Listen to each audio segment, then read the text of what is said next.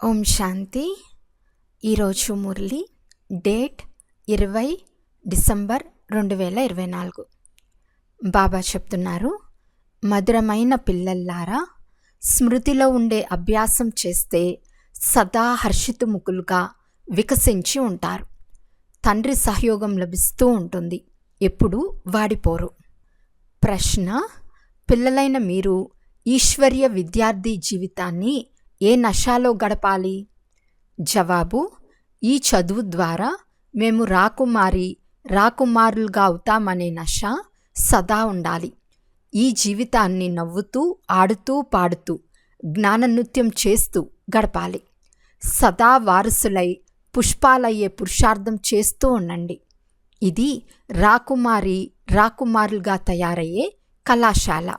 ఇక్కడ చదవాలి, చదివించాలి కూడా. ప్రజలను కూడా తయారు చేసుకోవాలి. అప్పుడే రాజులుగా అవ్వగలరు. తండ్రి అయితే చదివే ఉన్నారు, వారు చదవవలసిన అవసరం లేదు. పాట: బాల్యపు రోజులను మర్చిపోరాదు. ఓం శాంతి. ఈ పాట ముఖ్యంగా పిల్లల కొరకు. సినిమా పాట అయినా కొన్ని పాటలు మీ కొరకే ఉన్నాయి. ఎవరైతే సొంత పిల్లలుగా ఉంటారో వారు పాట వింటున్న సమయంలో దాని అర్థాన్ని మనసులో తీసుకోవలసి ఉంటుంది. నా ముద్దు పిల్లల్లారా అని తండ్రి అర్థం చేయిస్తారు. ఎందుకంటే మీరు పిల్లలుగా అయ్యారు. ఎప్పుడు పిల్లలుగా అవుతారో అప్పుడు తండ్రి ఇచ్చే వారసత్వం కూడా స్మృతిలో ఉంటుంది. పిల్లలుగానే అవ్వకుంటే స్మృతి చేయవలసి ఉంటుంది. మేము భవిష్యత్తులో బాబా ఆస్తి తీసుకుంటామని పిల్లలకు స్మృతి ఉంటుంది. ఇది రాజయోగం, ప్రజాయోగం కాదు. మనం భవిష్యత్తులో రాకుమారులుగా అవుతాము. మనము వారి సంతానము. మిగిలిన బంధుమిత్రులు మొదలైన వారిని మర్చిపోవలసి వస్తుంది. ఒకరు తప్ప వేరెవ్వరూ గుర్తు రాకూడదు. దేహం కూడా గుర్తు రాకూడదు. దేహాభిమానాన్ని వదిలి దేహీ అభిమానులుగా అవ్వాలి. దేహాభిమానంలోకి రావటం వలన అనేక ప్రకారాలైన సంకల్ప వికల్పాలు తలక్రిందులుగా పడేస్తాయి. స్మృతి చేసే అభ్యాసం చేస్తూ ఉంటే సదా హర్షితంగా వికసించిన పుష్పాల వలె ఉంటారు. స్మృతిని మర్చిపోవటం వలన పుష్పం వాడిపోతుంది. పిల్లలు ధైర్యం చేస్తే తండ్రి సహాయం చేస్తారు. పిల్లలుగా అవ్వలేదు అంటే తండ్రి ఏ విషయంలో సహాయం చేస్తారు? ఎందుకంటే వారే తల్లి, తండ్రి, తర్వాత రావణ మాయ. రావణుని ద్వారా క్రిందకు దిగజారే సహయోగం లభిస్తుంది. చిన్ననాటి రోజులను మర్చిపోకండి. పూర్తి ఈ పాట అంతా పిల్లలైన మీ కొరకు తయారు చేయబడింది. తండ్రిని స్మృతి చేయాలి. స్మృతి చేయకుంటే నేడు నవ్వుతూ రేపు మళ్ళీ ఏడుస్తూ ఉంటారు. స్మృతి చేయటం వలన సదా హర్షితముఖులుగా ఉంటారు. ఒక్క గీతాశాస్త్రంలోని కొన్ని అక్షరాలు సరిగ్గా ఉన్నాయని పిల్లలైన మీకు తెలుసు. యుద్ధ మైదానంలో మరణించినట్లయితే స్వర్గానికి వెళ్తారని రాశారు. కానీ ఇందులో హింసాయుద్ధం మాటే లేదు. పిల్లలైన మీరు తండ్రి నుండి శక్తి తీసుకుని మాయపై విజయం పొందాలి. కనుక తప్పకుండా తండ్రిని స్మృతి చేయవలసి ఉంటుంది. అప్పుడే మీరు స్వర్గానికి అధికారులుగా అవుతారు. వారు స్థూలమైన ఆయుధాలు మొదలైన వాటిని చూపిస్తారు. జ్ఞాన ఖడ్గం, జ్ఞాన బాణం అను శబ్దాలను విన్నందున స్థూల రూపంలో ఆయుధాలను ఇచ్చారు. వాస్తవానికి ఇవన్నీ జ్ఞాన విషయాలు. ఇన్ని భుజాలు మొదలైనవి ఎవ్వరికీ ఉండవు. కనుక ఇది యుద్ధ మైదానం. యోగంలో ఉండి శక్తిని పొంది వికారాలపై విజయం పొందాలి. తండ్రిని స్మృతి చేస్తే వారసత్వం గుర్తుకు వస్తుంది. వారసులే ఆస్తి తీసుకుంటారు. వారసులుగానే అవ్వలేదంటే ప్రజలుగా అవుతారు. ఇది రాజయోగం, ప్రజాయోగం కాదు. తండ్రి తప్ప ఈ జ్ఞానం వేరెవ్వరూ ఇవ్వలేరు. తండ్రి చెప్తున్నారు, నేను ఈ సాధారణ తనువును ఆధారంగా తీసుకుని రావాల్సి వస్తుంది. ప్రకృతి ఆధారం తీసుకోకుండా పిల్లలైన మీకు రాజయోగాన్ని ఎలా నేర్పిస్తాను? ఆత్మ శరీరాన్ని వదిలేస్తే మరేమి సంభాషణ జరగదు. మళ్ళీ ఎప్పుడు శరీరాన్ని ధారణ చేసి బిడ్డ కొద్దిగా పెద్దవాడైనప్పుడు వెలుపలికి వచ్చిన తర్వాత బుద్ధి వికసిస్తుంది. చిన్న పిల్లలంటేనే పవిత్రంగా ఉంటారు. వారిలో వికారాలు ఉండవు. సన్యాసులు మెట్లు ఎక్కి మళ్ళీ క్రిందకు దిగజారుతారు. తమ జీవితాన్ని అర్థం చేసుకోగలరు. పిల్లలు పవిత్రమైన వారు. అందుకే పిల్లలు మరియు మహాత్ములు సమానమైన వారని మహిమ చేయబడుతుంది. ఈ శరీరాన్ని వదిలి మేము రాకుమారులుగా అవుతామని మీకు తెలుసు. ఇంతకు ముందు కూడా మేము అయ్యాము, మళ్ళీ ఇప్పుడు కూడా అవుతాము. ఇలాంటి ఆలోచనలు విద్యార్థులకు ఉంటాయి. అది కూడా ఎవరు పిల్లలుగా ఉంటారో, విశ్వాసపాత్రులుగా, ఆజ్ఞాకారులుగా ఉంటూ శ్రీమతానుసారంగా నడుస్తారో వారి బుద్ధిలో ఉంటాయి. లేకుంటే శ్రేష్ఠ పదవిని పొందలేరు. టీచర్ అయితే చదివి ఉన్నవారే. అలాగని వారు మొదట చదువుకుని తర్వాత చదివిస్తారని కాదు. టీచర్ అయితే చదివే ఉన్నారు. టీచర్ అంటేనే చదివినవారు. వారిని జ్ఞానసాగర్లు అని అంటారు. సృష్టి ఆది మధ్యాంతాల జ్ఞానం ఇంకెవ్వరికీ తెలియదు. వారు తండ్రి అని మొదట నిశ్చయం అవ్వాలి. ఒకవేళ ఎవరి భాగ్యంలోనైనా లేకుంటే మనసులో సందేహ చింతన నడుస్తూనే ఉంటుంది. తెలియదు. ఎప్పుడైతే మీరు తండ్రి ఒడిలోకి వస్తారో అప్పుడు ఈ వికారాల రోగం ఇంకా ఎక్కువగా బయటకు వస్తుంది అని తండ్రి చెప్తున్నారు. అనారోగ్యం ఉప్పొంగుతుందని వైద్యులు కూడా చెప్తారు. తండ్రి కూడా చెప్తున్నారు, మీరు నా పిల్లలుగా అయినప్పుడు దేహాభిమానం మరియు కామ క్రోధాల అనారోగ్యం ఎక్కువ అవుతుంది. లేకుంటే పరీక్ష ఎలా జరుగుతుంది? ఎక్కడైనా తికమక పడితే అడుగుతూ ఉండండి. ఎప్పుడైతే మీరు శక్తిశాలురుగా అవుతారో అప్పుడు మాయ బాగా క్రింద పడేస్తుంది. మీరు బాక్సింగ్లో ఉన్నారు. పిల్లలుగానే అవ్వకుంటే బాక్సింగ్ మాటే ఉండదు. వారు తమ సంకల్ప వికల్పాల్లోనే మునకలు వేస్తూ ఉంటారు. ఎవరి సహయోగమూ లభించదు. మమ్మా బాబా అని చెప్పినప్పుడు బాబాకు సంతానంగా అవ్వవలసి ఉంటుంది. తర్వాత మీరు మా ఆత్మీక తండ్రి అని మనసులో పక్కా అవుతుంది. పోతే ఇది యుద్ధ మైదానం. ఈ తుఫాన్లో నిలబడగలమా లేదా అని భయపడరాదు. ఇటువంటి వారిని బలహీనులు అని అంటారు. ఇందులో పులివలే అవ్వాలి. పురుషార్థం కొరకు మంచి మతాన్ని తీసుకోవాలి. తండ్రిని అడగాలి. చాలామంది పిల్లలు తమ స్థితిని రాసి పంపుతారు. సర్టిఫికేట్ తండ్రియే ఇవ్వాలి.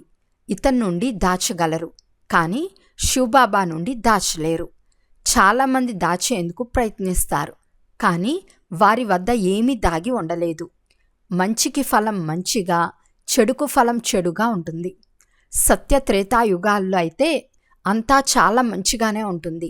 మంచి చెడు పాపపుణ్యాలు ఇక్కడే ఉంటాయి. అక్కడ దాన పుణ్యాలు కూడా చేయబడవు. ప్రాలబ్ధం ఉంటుంది. ఇక్కడ మనం పూర్తి సమర్పణ అవుతాము. కనుక బాబా 21 జన్మలకు రిటర్న్ ఇస్తారు. తండ్రిని అనుసరించాలి. ఒకవేళ ఉల్టా పనులు చేస్తున్నట్లయితే తండ్రికి చెడ్డ పేరు తెచ్చిన వారిగా అవుతారు. కనుక శిక్షణ కూడా ఇవ్వవలసి ఉంటుంది. అందరూ జ్ఞానులు, యోగులుగా అవ్వవలసి ఉంటుంది. ఆత్మలమైన మనల్ని బాబా చదివించారు. మళ్ళీ మనం దాన్ని వర్షించాలి. సత్యమైన బ్రాహ్మణులు సత్యమైన గీతను వినిపించాలి. వేరే శాస్త్రాల మాటే లేదు. ముఖ్యమైనది గీతాశాస్త్రం. మిగిలినవన్నీ దాని పిల్లలు. వాటి ద్వారా ఎవరికి కళ్యాణం జరగదు. నన్ను ఎవరూ కలవలేరు. నేనే వచ్చి మళ్ళీ సహజ జ్ఞానం, సహజ యోగాలను నేర్పిస్తాను. సర్వశాస్త్రాల మాత శిరోమణి గీత. ఈ సత్యమైన గీత ద్వారా వారసత్వం ఇస్తారు. కృష్ణునికి కూడా గీత ద్వారా ఆస్తి లభించింది. గీత తండ్రి అయిన రచయిత ఎవరో వారే కూర్చుని వారసత్వంను ఇస్తారు. పోతే గీతాశాస్త్రం నుండి వారసత్వం లభించదు. రచయిత ఒక్కరే, మిగిలిన వారంతా వారి రచన. మొదట నెంబర్ శాస్త్రం గీత. తర్వాత వచ్చే శాస్త్రాల ద్వారా కూడా వారసత్వం లభించదు. సన్ముఖంలోనే ఆస్తి లభిస్తుంది. ముక్తి వారసత్వంగా అందరికీ లభిస్తుంది. అందరూ వాపస్ వెళ్ళాలి. కానీ స్వర్గ వారసత్వం చదువు ద్వారా లభిస్తుంది. ఎవరు ఎంత బాగా చదువుతారో అంత పొందుతారు. తండ్రి సన్ముఖంలో చదివిస్తారు. చదివించేది ఎవరో నిశ్చయం అవ్వనంత వరకు ఏమర్థం చేసుకుంటారు? ఏ ప్రాప్తి చేసుకోగలరు? అయినా తండ్రి ద్వారా వింటూనే ఉంటే ఈ జ్ఞానం వినాశనం అవ్వదు. ఎంత సుఖం లభిస్తుందో అంత సుఖం ఇతరులకు కూడా ఇస్తారు. ప్రజలను తయారు చేసినట్లయితే వారు స్వయంగా రాజులుగా అవుతారు. మనది విద్యార్థి జీవితం. నవ్వుతూ ఆడుతూ జ్ఞాన నృత్యం చేస్తూ మనం వెళ్ళి రాకుమారులుగా అవుతాము. మనం రాకుమారులుగా అవ్వాలని విద్యార్థులకు తెలుసు. కనుక ఖుషి పాదరస మట్టం పెరుగుతుంది. ఇది రాకుమారుల కాలేజ్. అక్కడ రాకుమారులకు వేరే వేరే కళాశాలలు ఉంటాయి. విమానాల్లో వెళ్తారు. అక్కడ విమానాలు కూడా పూర్తి రక్షణ కవచంగా ఉంటాయి. ఎప్పుడు విరిగిపోవు, ఎప్పుడు ఏ విధమైన యాక్సిడెంట్లు జరగవు. ఇవన్నీ అర్థం చేసుకోవలసిన విషయాలు. 1, తండ్రితో పూర్తి బుద్ధి యోగాన్ని జోడించాలి.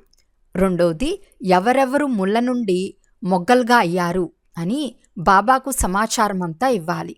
తండ్రితో పూర్తి సంబంధాన్ని ఉంచుకోవలసి వస్తుంది. మళ్ళీ టీచర్ కూడా ఆదేశాలను ఇస్తూ ఉంటారు. వారసులుగా అయి పుష్పాలుగా అయ్యే పురుషార్థం ఎవరు చేస్తారు? ముళ్ళ నుండి మొగ్గలుగా అయితే అయ్యారు. తర్వాత ఎప్పుడైతే పిల్లలుగా అవుతారో అప్పుడు పుష్పాలుగా అవుతారు.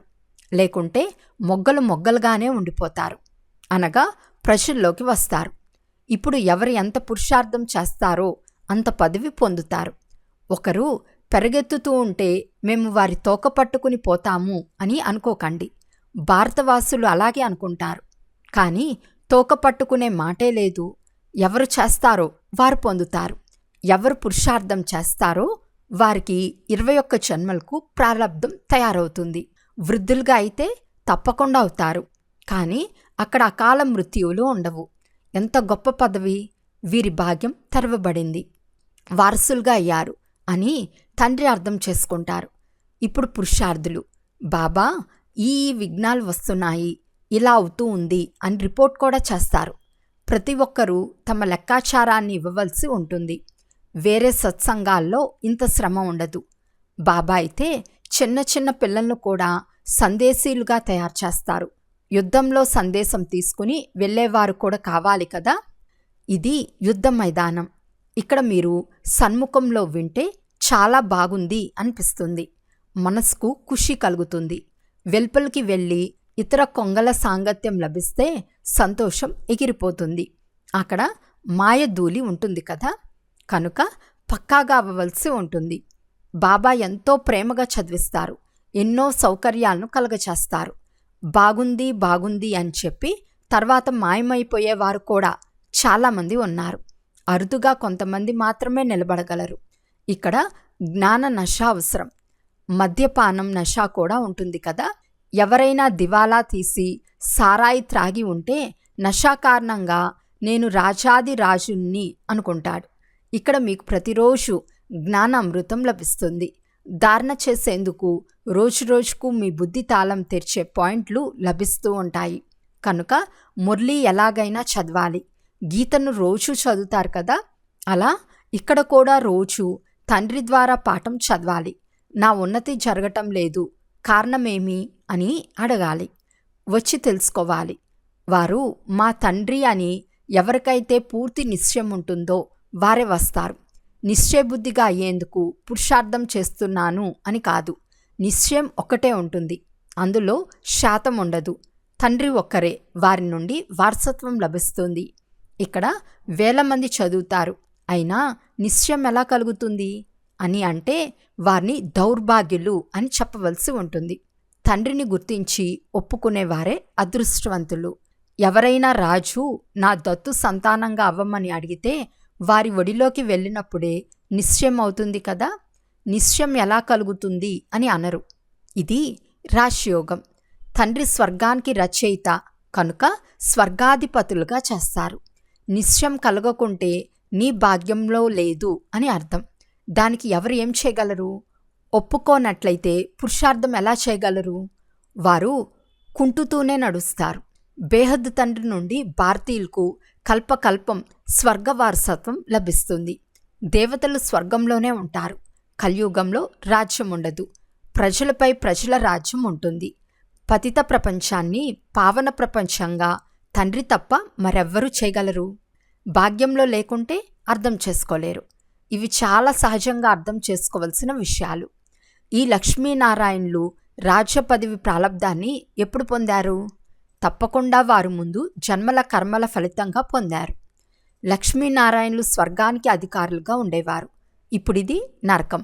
కనుక తండ్రి తప్ప మరెవ్వరూ అలాంటి శ్రేష్ఠ కర్మ లేక రాజయోగాన్ని నేర్పించలేరు. ఇప్పుడు అందరిది అంతిమ జన్మ. తండ్రి రాజయోగాన్ని నేర్పిస్తున్నారు.